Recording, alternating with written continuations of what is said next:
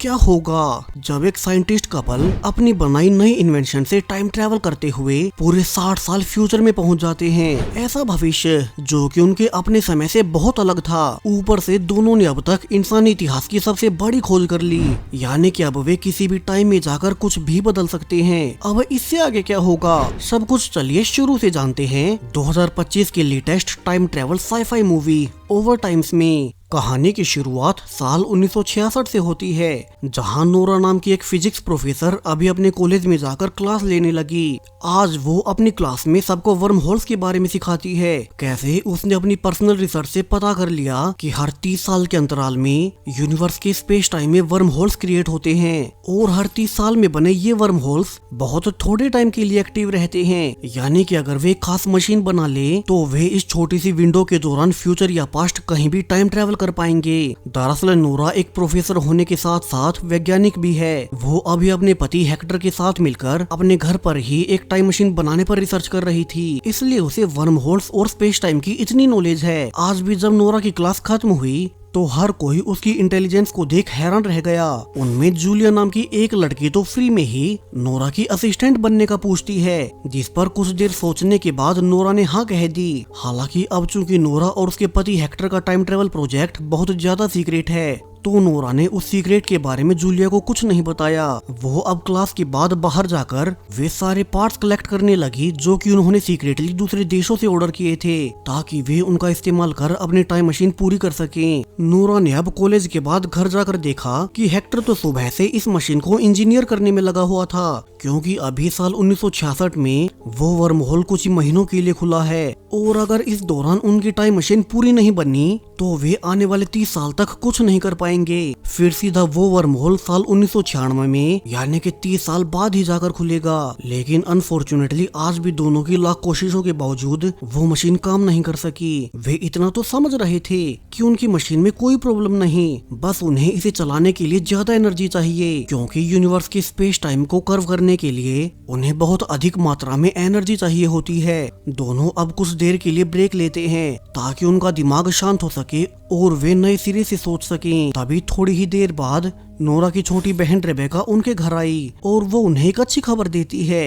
कि वो प्रेग्नेंट है, इसीलिए आज हेक्टर और नोरा को रात को डिनर के लिए उसके घर आना है। अब नोरा और हेक्टर रेबेका के लिए बहुत खुश थे, क्योंकि उन दोनों ने तो फैसला कर लिया था कि वे बच्चे ही पैदा नहीं करेंगे, मगर अब रेबेका की माँ बनने से वे भी अंकल और आंट तो बन ही जाएंगे। हालांकि उन्होंने माफी मांगते हुए कहा कि आज उनके सीक्रेट प्रोजेक्ट के लिए उनका मेन इन्वेस्टर मैक्स मीटिंग करने आने वाला है, तो वे उसके घर डिनर के लिए नहीं आ पाएंगे। अब शाम को जब मैक्स डिनर पर मिला तो उसने उनके प्रोजेक्ट की सिचुएशन पूछी, क्योंकि वो पिछले 1 साल से उनके इस टाइम मशीन वाले प्रोजेक्ट पर बहुत ज्यादा पैसे लगा चुका है। उसने दुनिया भर के अलग अलग देशों से बहुत सारे ऐसे पार्ट्स मंगवाए जो महंगे तो थे ही, साथ में पूरी दुनिया से इस प्रोजेक्ट को सीक्रेट रखने के लिए उसे सब कुछ कवर अप भी करना पड़ रहा है। अब हेक्टर और नोरा ने बताया कि वे अपनी ओर से पूरी कोशिश कर रहे हैं। उनकी मशीन लगभग तैयार भी हो गई, मगर सिर्फ एक आखिरी प्रॉब्लम एनर्जी सोर्स की आ रही है। सो मैक्स उन्हें आज थोड़े और पैसे दे दे ताकि वे अपनी मशीन के लिए बहुत ज्यादा बड़े एनर्जी जनरेटर्स खरीद पाएं। अब मैक्स भी जानता था कि अगर ये महीना निकल गया तो अगले 30 साल तक वो वर्म होल दिखाई भी नहीं देने वाला। सो उसने टाइम को देखते हुए हाँ कह दी, जिससे कि नोरा और हेक्टर बहुत खुश थे। अब अगले ही दिन जब उनके पास ज्यादा एनर्जी वाला सोर्स आ गया तो वे बहुत एक्साइटेड होकर अपनी मशीन को शुरू कर पहली बार फ्यूचर में जाने का फैसला करते हैं। हालांकि अभी वे टेस्ट करने के लिए सिर्फ 15 ही मिनट फ्यूचर में जाकर देखेंगे, और अब जैसे ही उन्होंने अपनी मशीन को ऑन किया तो इस बार वो बंद नहीं होती और वो तेजी से घूमते हुए स्पेस टाइम में कर्व पैदा करने लगती है। वे अपनी टाइम मशीन के साथ 1966 की अपनी लैब की टाइमलाइन से ही मिट गए और एक झटके से फ्यूचर में पहुंच गए, जहां भी इस जगह पर कुछ नहीं था। अब दोनों जल्दी से बाहर निकल कर देखते हैं कि यहाँ तो सब कुछ बदल चुका है। वे समझ गए कि फाइनली उनकी रिसर्च कामयाब हो गई। वे दोनों अब फ्यूचर में आ चुके हैं। अब उनकी खुशी का कोई ठिकाना नहीं रहा। उन्हें पता था कि उन्होंने दुनिया की अब तक की सबसे बड़ी खोज कर ली है। अब पास्ट, फ्यूचर या प्रेजेंट सब कुछ उनके हाथों में होगा। लेकिन तभी उन्हें याद आया कि उन्हें तो फ्यूचर में सिर्फ 15 मिनट ही आगे आना था, और अब आसपास का सब बदलने से ये तो क्लियर है कि वे 15 मिनट नहीं कुछ ज्यादा ही आगे आ गए। और तभी उनका ध्यान अपनी मशीन के ट्रांसमीटर पर जाता है, जो कि उनकी मशीन की सही लोकेशन और टाइम सेट किया करता था। वो अब इस समय यात्रा के दौरान पूरी तरह से बर्बाद हो गया, यानी कि इसी की वजह से वे गलती से कुछ ज्यादा ही फ्यूचर में आ गए। तो अब वे फैसला करते हैं कि वे पहले इस ट्रांसमीटर को ठीक कर वापिस से अपने रियल समय में चले जाएंगे, क्योंकि अगर यहाँ फ्यूचर में किसी ने उनकी टाइम मशीन को देख लिया तो कहीं उनका आइडिया चोरी न हो जाए। दोनों अब जल्दी से अपनी टाइम मशीन को एक प्लास्टिक शीट से कवर कर आसपास की मार्केट में जाने लगते हैं, ये जानने के लिए कि वे फ्यूचर में कितना आगे आ गए। वे आगे जाकर देखते हैं कि अब इस समय में बहुत एडवांस गाड़ियां आ चुकी हैं। आसपास के ग्रोसरी स्टोर्स पूरी तरह से ऑटोमेटिक हो गए। सो दोनों जल्दी से न्यूज़पेपर लेकर आज की डेट देखने लगते हैं, और वे ये जानकर हैरान रह गए कि अब तो साल 2026 चल रहा है, यानी कि वे पूरे 60 साल फ्यूचर में आ गए। उन्हें स्ट्राइक हुआ कि चूंकि वो वर्म होल हर 30 साल में एक बार खुलता है, तो वे अपनी टाइम मशीन से 30 साल के अंतराल में आगे या पीछे जा सकते हैं, जैसे 1966, 1996, 2026 या 2056, और ऐसे ही 30 साल के अंतराल में वे पास्ट में जा पाएंगे। लेकिन अभी तो उन्हें अपने ट्रांसमीटर को ठीक कर पहले अपने रियल समय में वापस जाना होगा, ताकि वे टाइम और लोकेशन सही से एडजस्ट कर सकें। अब दोनों इसके लिए नोरा की यूनिवर्सिटी में जाने का फैसला करते हैं, जहाँ की साइंस लैब में ट्रांसमीटर के पार्ट्स रखे होंगे। उन्हें जाते हुए पता भी चला कि अब तो यहाँ से यूनिवर्सिटी के लिए सीधी एक रैपिड फास्ट मेट्रो ट्रेन चलती है। वे इस समय की एडवांस टेक्नोलॉजी को देख बहुत प्रभावित हुए कि अब तो किसी को पैदल चलने की कोई जरूरत नहीं, ट्रांसपोर्ट सिस्टम एकदम टॉप नॉच पर पहुँच चुके हैं। दोनों सब कुछ नोटिस करते हुए आखिरकार यूनिवर्सिटी तक पहुँच ही गए। यहाँ उन्होंने ध्यान दिया कि अब यूनिवर्सिटी में हर तरफ वोक और फेमिनिस्ट नारे लिखे हुए थे। अब हेक्टर और नोरा जिस समय से आए हैं, तब तो वहाँ की पूरी सोसाइटी कंजर्वेटिव आइडियोलॉजी रखा करती थी। खैर दोनों इस पर ज्यादा ध्यान न देते हुए आगे बढ़ने लगे, और वे लैब वाले कमरे का ताला तोड़कर अंदर घुस जाते हैं। लेकिन तभी बाहर से 2 गार्ड्स ने आकर उन्हें अरेस्ट कर लिया। उन्हें लगा कि ये दोनों चोरी छिपे यूनिवर्सिटी में घुसकर सामान चुरा रहे होंगे। अब हेक्टर उन्हें अपना आईडी कार्ड देकर समझाने की कोशिश भी करता है कि नोरा पहले यहाँ काम कर चुकी है, लेकिन अब सरप्राइजिंगली गार्ड्स नोरा का नाम सुनते ही बोले कि वो तो कभी बहुत पहले इस कॉलेज में पढ़ाया करती थी, और वो साल 1966 में ही अपने पति हेक्टर के साथ कहीं मिसिंग हो गई। अब हेक्टर ने कहा कि वे कहीं मिसिंग नहीं हुए थे, वे तो टाइम ट्रेवल कर प्रेजेंट टाइम यानी कि साल 2026 में आ गए हैं, और उन्हें अपने समय में वापस जाने के लिए इस यूनिवर्सिटी की लैब से कुछ पार्ट्स चाहिए। अब गार्ड्स उनकी सारी बातें आगे बता देते हैं, जिसके बाद जल्द ही यूनिवर्सिटी की बूढ़ी प्रिंसिपल उनसे मिलने आ गई। उसने कहा कि ये दोनों सच बोल रहे हैं, उसे उन पर पूरा भरोसा है, और यहाँ से उसने रिवील किया कि वो कोई और नहीं बल्कि जूलिया है। वही जूलिया जो कि साल 1966 में नोरा की असिस्टेंट थी, और वो उसे बहुत प्रभावित थी। वो अब साल 2026 में इसी यूनिवर्सिटी की प्रिंसिपल बन गई।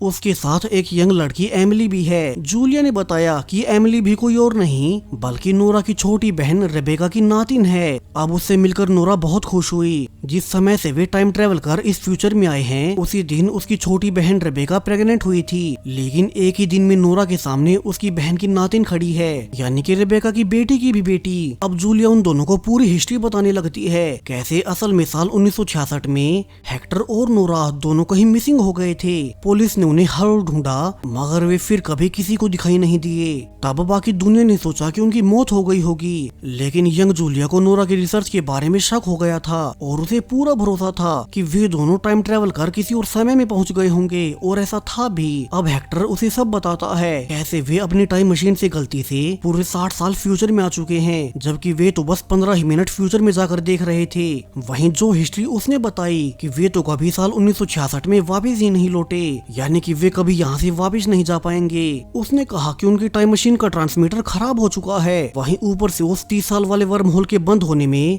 अब सिर्फ कुछ ही हफ्ते बचे हैं। सो अगर उन्होंने इन्हीं हफ्तों के बीच अपना ट्रांसमीटर ठीक नहीं किया, तो वे आने वाले 30 सालों तक यहीं फंसे रह जाएंगे। एमिली अब नोरा और हेक्टर को जाकर अपनी माँ से मिलवाती है और उसकी माँ भी हैरान रह गई कि उसकी मौसी तो अब उससे भी कम उम्र की है। शुरू में उसे भरोसा भी नहीं हुआ कि वो सच में ही उसकी माँ रेबेका की बड़ी बहन है, लेकिन नोरा उसे रेबेका के बारे में पुरानी बातें बताकर भरोसा दिलवा ही देती है कि वे सच में ही पास्ट से हैं। अब उन्हें पता चला कि जिस दिन वे 1966 में मिसिंग हो गए थे तो रेबेका उसी दिन से उन्हें ढूंढती रही, जिसके बाद उसे एक बेटी पैदा हुई और फिर एक एक्सीडेंट के दौरान उसकी मौत हो गई। अब ये सुनकर नोरा फैसला कर लेती है कि पहले वे समय के प्रवाह को समझेंगे और फिर वो अपने समय में जाकर अपनी छोटी बहन रेबेका को एक्सीडेंट में मरने से बचा लेगी। दोनों ही हेक्टर और नोरा अब अपने ट्रांसमीटर की रिसर्च के लिए एमिली के ही घर पर रहना शुरू कर देते हैं। साथ ही उन्होंने इस समय का लगने के लिए अपने पुराने कपड़े छोड़ इस समय के कपड़े भी पहन लिए। वहीं वे हर पल हैरान भी हुए जाते कि सिर्फ 60 सालों में दुनिया कितनी तरक्की कर गई। इतनी डेवलप्ड सिटीज, ऐसी ऐसी सुविधाएं जो वे कभी अपने समय में सोच तक नहीं सकते। अब एक दिन आराम के बाद अगले ही दिन जूलिया ने सबको यूनिवर्सिटी में इकट्ठा कर लिया। यहाँ उसने यूनिवर्सिटी के कुछ प्रोफेसर्स को भी बुलाया जो कि हेक्टर और नोरा की मदद करेंगे ताकि वे अपना ट्रांसमीटर जल्द से जल्द ठीक कर सकें। अब हेक्टर और नोरा सबको ब्रीफ भी करते हैं कि अभी के लिए वे सब उनके इस टाइम मशीन के बारे में बाहर किसी को न बताएं, क्योंकि उनकी भी ये पहली ही समय यात्रा थी। उन्हें अभी खुद भी नहीं पता कि समय से छेड़छाड़ करने के अंजाम क्या हो सकते हैं। उन्हें यहाँ कर पता चला कि वे तो कभी 1966 में वापस ही नहीं लौटे। तो अभी के लिए उन्हें लगता है कि जब भी वे कुछ भी बदलेंगे तो एक ही टाइमलाइन में वे चेंजेस हर समय में होंगे। दोनों ने सबको उस वर्म होल के बारे में बताया जो कि कुछ ही हफ्तों के बाद बंद हो जाएगा और फिर सीधा 30 साल के बाद ही खुलेगा। तो फिर बेशक से वे कैसी भी टाइम मशीन बना लें, बिना वर्म होल के वे टाइम ट्रेवल नहीं कर सकते। यानी कि उन्हें जल्द से जल्द उनके ट्रांसमीटर को ठीक करना होगा और फिर वे पास्ट में जाकर टाइमलाइन को फिर से चेंज कर देंगे, तभी कुछ कंफर्म हो पाएगा कि यूनिवर्स का स्पेस टाइम काम कैसे करता है। अब सभी हेक्टर और नोरा को यूनिवर्सिटी की लैब का एक्सेस दे देते हैं जहाँ की वे उनकी टाइम मशीन भी उठा लाए और यहीं से वे रिसर्च कर ट्रांसमीटर को ठीक करने की कोशिश करेंगे। हेक्टर और नोरा को ये जानकर भी हैरानी हुई कि अब इंटरनेट के होने से लोगों को इन्फॉर्मेशन लेने के लिए कहीं फिजिकली नहीं जाना पड़ता, वे घर बैठे कुछ भी सीख सकते हैं। दोनों आने वाले 2 दिनों तक अपनी मशीन को रिपेयर करने में लगे रहे, लेकिन अनफॉर्चुनेटली वो मशीन चालू ही नहीं हुई। दोनों बहुत हैरान थे कि 1966 में तो ट्रांसमीटर बिल्कुल सही काम कर रहा था, तो अब जब उन्होंने उसके सारे पार्ट्स बदल दिए, बल्कि उन्होंने उसमें अपग्रेडेड पार्ट्स लगा दिए, तो भी उनकी मशीन काम क्यों नहीं कर रही। अब दोनों को ऐसे परेशान देख एमिली उन्हें कुछ देर रेस्ट करने को कहती है, क्योंकि वे पिछले 2 दिन से कहीं बाहर भी नहीं निकले और उनके लगातार काम करने से उनकी हेल्थ खराब होते जा रही थी। तो एमिली ने कहा कि वो आज एक पार्टी में जा रही है, तो क्यों न वे दोनों भी उसके साथ चलकर आज के समय की पार्टी को एंजॉय करें। फिर वे कल सुबह एक फ्रेश माइंड के साथ आएंगे। दोनों इसके लिए मान गए, क्योंकि वे भी वापस अपने समय में जाने से पहले इस फ्यूचर की दुनिया को ज्यादा से ज्यादा देखना चाहते थे। अब हेक्टर और नोरा ने पार्टी में जाकर देखा कि कैसे टीनेजर्स बहुत कम उम्र से ही ड्रिंक करना शुरू कर देते हैं। उनके पास वर्चुअल रियलिटी जैसी तमाम सुविधाएं हैं, मगर वे उनका इस्तेमाल सिर्फ इंजॉयमेंट के लिए ही कर रहे हैं। हेक्टर ने नोरा से कहा कि उनके टाइम में तो ये उम्र ज्यादा से ज्यादा काम करने की है और नया सीखने की होती है। हालांकि नोरा का मानना कुछ और ही था, क्योंकि उनके समय में औरतों को इतनी आजादी नहीं होती, तो उसे इस फ्यूचर के कल्चर से कोई दिक्कत नहीं। अब आने वाले कुछ दिनों में हेक्टर तो अपनी टाइम मशीन को रिपेयर करने में लगा रहता, जबकि नोरा अक्सर अपने काम को जल्दी खत्म कर एमिली के साथ बाहर घूमने निकल जाती। उसे धीरे धीरे ये समय ज्यादा पसंद आने लगा और वो एक रात हेक्टर के सामने इस समय के कपड़े पहन कर आ जाती है। हालांकि इसे देख हेक्टर को अच्छा नहीं लगता। उसका मानना था कि बेशक से इस समय में ये सब नॉर्मल हो, मगर उन्हें ये करने की जरूरत नहीं। हर एक समय की अपनी खासियत होती है। उनके समय में जब इंसानों के पास इतनी सुविधाएं नहीं थी, तो वे कुछ भी नया सीखने और नया इन्वेंट करने के लिए ज्यादा समय लगाते थे। और आज जब बच्चों के पास सारी सुविधाएं हैं, वे इंटरनेट से कुछ भी सीख सकते हैं, तो वे सोशल मीडिया और गेमिंग के चलते अपना कीमती समय बर्बाद करने लगे। इसीलिए उसे ये समय बिल्कुल पसंद नहीं। हालांकि नोरा का मानना कुछ और ही था और दोनों के विचार एक दूसरे से अलग होते हुए वे धीरे धीरे दूर होने लगते हैं। यहाँ नोरा का मानना है कि उनके समय में औरतों की कोई फ्री विल नहीं होती, लेकिन अब के समय में वो जो चाहे वो कर सकती है। उसे तो अब ये भी लगता है कि हेक्टर और उसे इसी समय में रुक जाना चाहिए। और जब उसने एक रात यही बात हेक्टर को बताई, तो वो भड़क उठता है। उसे पहले से ही ये कल्चर पसंद नहीं। और अब तो नोरा के मुंह से ये सुनने के बाद उसे लगने लगा कि नोरा जानबूझकर उनकी मशीन को ठीक नहीं कर रही ताकि वर्महोल के खुलने का समय खत्म हो जाए और उन्हें आने वाले 30 सालों तक यहीं रुकना पड़े। जबकि नोरा तो अब इस टाइम में आने के बाद खुद को फ्री समझने लगी और इसी बात को लेकर हेक्टर से लड़ाई होने के बाद वो उससे अलग रूम में रहने लगती है। हालांकि वे अभी साथ मिलकर उसी मशीन पर काम कर रहे थे, लेकिन फिर भी उनकी लाख कोशिशों के बावजूद उनकी मशीन काम नहीं करती। हेक्टर तो बिल्कुल समझ नहीं पाता कि जब वे फ्यूचर में आए थे तो वे एक सिंपल से ट्रांसमीटर से आ गए, लेकिन अब वे वापस नहीं जा पा रहे। वो इस बारे में नोरा से बात भी करता है, लेकिन नोरा तो अब मन बना चुकी थी कि उन्हें यहीं रुक जाना चाहिए। और इसके बाद वो हेक्टर को अकेला ही छोड़कर खुद बाहर एक इवेंट में भाग लेने चली गई। एक साथ तो अब वे वैसे ही नहीं रहते और अब धीरे धीरे कल का आखिरी दिन था जब वो वर्महोल अगले 30 सालों के लिए बंद हो जाएगा। तो जब अगले दिन नोरा फिर से लैब में पहुंची तो उसने देखा कि अब सरप्राइजिंगली यहाँ वो टाइम मशीन और हेक्टर दोनों ही नहीं थे। उसने देखा कि यहाँ तो हेक्टर ने उसके लिए एक नोट छोड़ रखा है। उसमें हेक्टर ने लिखा था कि उसने फाइनली कल पूरी रात रिसर्च करने के बाद पता कर ही लिया कि क्यों उनकी टाइम मशीन इस समय में आकर काम नहीं कर रही थी। दरअसल जब वे साल 1966 में टाइम ट्रेवल कर रहे थे तब उस समय में फोन या इंटरनेट के सिग्नल्स तो हुआ ही नहीं करते थे, इसीलिए उस समय उनकी मशीन का सिंपल सा ट्रांसमीटर बहुत आसानी से काम कर गया। लेकिन अब साल 2026 में बहुत सारी एडवांस टेक्नोलॉजी आ चुकी है। पूरी दुनिया इंटरनेट, सेल फोन्स इत्यादि का इस्तेमाल करते हैं, तो इसी कारण इस समय में इतनी ज्यादा सिग्नल्स होने से उनका ट्रांसमीटर स्पेस टाइम में लोकेशन मैप नहीं कर पा रहा था। और जब उसने यही नोटिस कर एक सिग्नल जैमर का इस्तेमाल किया तो फाइनली उनकी टाइम मशीन काम कर गई, क्योंकि उनके ट्रांसमीटर को सिर्फ खाली स्पेस चाहिए था जहाँ की इस मशीन के अलावा और कोई सिग्नल ना हो। नोरा ने आगे पढ़ा कि हेक्टर ने फाइनली आज के आखिरी दिन जब वो वर्महोल बंद होने वाला था तो उसने मशीन को फिर से चालू कर ही लिया।